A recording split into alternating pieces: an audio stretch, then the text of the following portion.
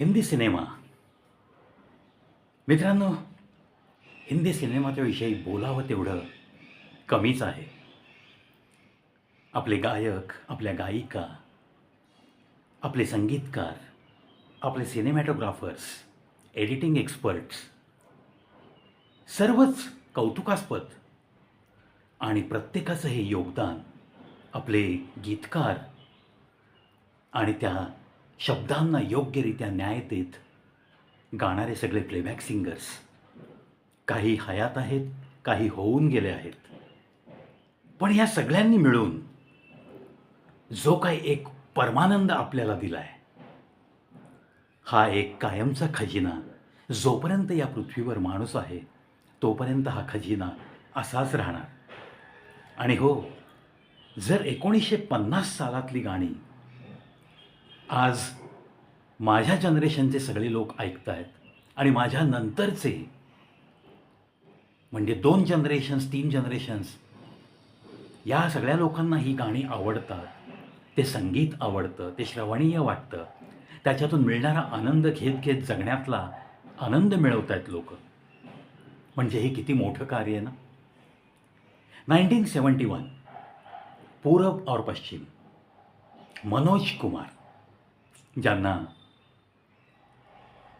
आपला देशभक्तीचा एक चांगलं प्रतीक म्हणून ओळखलं जायचं, ते मनोज कुमार ज्यांनी देशभक्तीवरचे अनेक चित्रपट बनवले आणि अतिशय सुंदर काम करायचे. ते प्रत्येक पिक्चरमध्ये त्यांची भूमिका योग्यरित्या निभावायचे, अक्षरशः जगायचे असं म्हटलं तरी वावगं ठरणार नाही. तर असाच हा एक सिनेमा पूरब और पश्चिम 1971. आणि सायरा बानू या चित्रपटात त्यांची हिरोईन म्हणून त्यांना मिळालेला किरदार त्यांनी पण उत्तमरित्या निभावून नेला आहे. अतिशय सुंदर चित्रपट आणि मग एक सुंदर भावनेला हात घालणारं एक दर्दभरं गीत. मुकेश, दर्द भरा गीत ऐसा लफ्ज़ जब आता है तो अपने होठों पे सिर्फ एक ही नाम आता है, मुकेश माथुर जी. चला या पूरब और पश्चिममधल्या त्या एका सुप्रसिद्ध गीताच्या काही ओळी मी तुम्हाला ऐकवतो. उच्च कोटीचं प्रेम म्हणजे नक्की कसं असतं हे दर्शवणारं हे गीत, याच्यातल्या भावना आणि म्हणूनच त्या गीतकाराला मनःपूर्वक सर्वप्रथम प्रविनमन करतोय आणि सादर करतोय त्या सुंदर गीताच्या काही ओळी. कोई शर्त होती नहीं प्यार में, मगर प्यार शर्तों पे तुमने किया.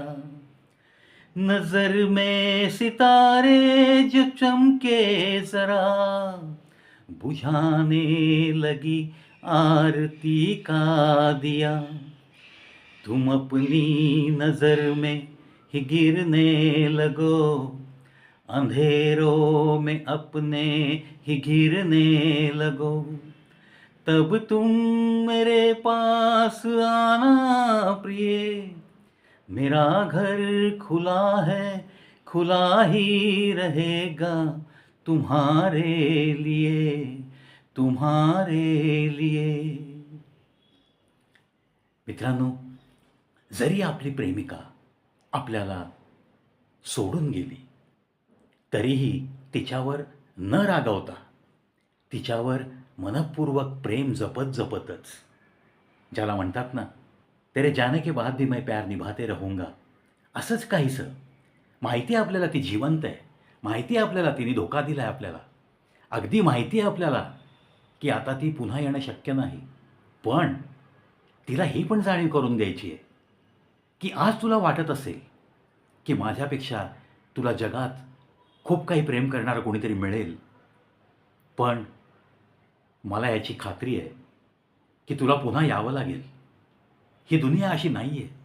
इतकं माझ्यासारखं मनापासून प्रेम करणारं या दुनियेत कदाचित तुला कोणी मिळणार पण नाही. आज तुला तुझ्या सुंदरतेची थोडीशी घमेंड वाटते, पण एक दिवस नक्की येईल की तुझी तुलाच लाज वाटेल. आणि मग माणूस जेव्हा स्वतःच्या नजरेतनं उतरतो ना, तेव्हा मग त्याला असं वाटतं की आता जायचं कुठं, आता कोणतं ठिकाण आहे?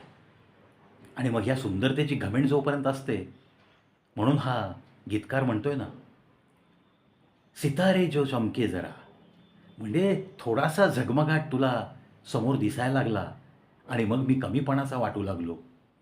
असं काहीसं तुझं होणार, असं काहीसं तुझं झालं आणि मग तुला जर पुन्हा असं काही वाटलं, तू काय करतीयस? सध्या तुला तो झगमगाट दिसतोय म्हणून तू मिळालेला दिवा, जो अतिशय पवित्र असा दिवा आहे, त्याच्याकडे दुर्लक्ष करते. त्या दिव्याला विझवून टाकून तू दुसरीकडे जातीयस. पण तरीही मी तुझ्यावर रागावणार नाही. तुला जेव्हा यावंसं वाटेल, तेव्हा तू नक्की माझ्याकडे ये. माझ्या घराचे दरवाजे बस असेच उघडे राहतील, फक्त तुझ्याचसाठी, फक्त तुझ्याचसाठी. मित्रांनो, प्रेमातला हा जो उच्च कोटीचा भाव आहे ना, अशी ह्या जुन्या गीतांची ही बहार काही औरच आहे. अनंत गीतं आणि तितक्या सुंदररित्या संगीतकारांनी कष्ट घेऊन त्याला संगीत दिलेलं. म्हणून salute to every lyrics writer, every composer and of course every playback singer and definitely all the actors and actresses too. या गाण्यांना योग्यरित्या त्यांची अदाकारी सादर करताना चेहऱ्यावरचे भाव, डोळ्यातले भाव अगदी योग्यरित्या आणत हे गाणं सादर करणं पडद्यावर, ही सुद्धा कला उगीच सर्वांच्या नशिबात नसते आणि सर्वांना हे जमतं असं नाही आहे. तुम्हाला पाहताना वाटतं, अरे हे काय खूप सोपं आहे. पण मित्रांनो, these artist are of course I think born artist. आणि मग देवाने जे काही थोडं दिलं आहे, त्याच्यामध्ये काहीतरी सुधारणा करत करत हे सगळे कलावंत इतके मोठे झाले की ते गेल्यानंतरसुद्धा त्यांच्या आठवणीत आपण रमतोय. त्यांच्या आठवणी ताज्या ठेवण्यासाठी माझ्यासारखे कलाकार, न जाणो या जगात किती कलाकार कोणासाठी किती झटत आहेत, याचं काही गणितच तुम्हाला मांडता येणं शक्य नाही आहे. मी तरी माझ्या या प्रयत्नात असतो.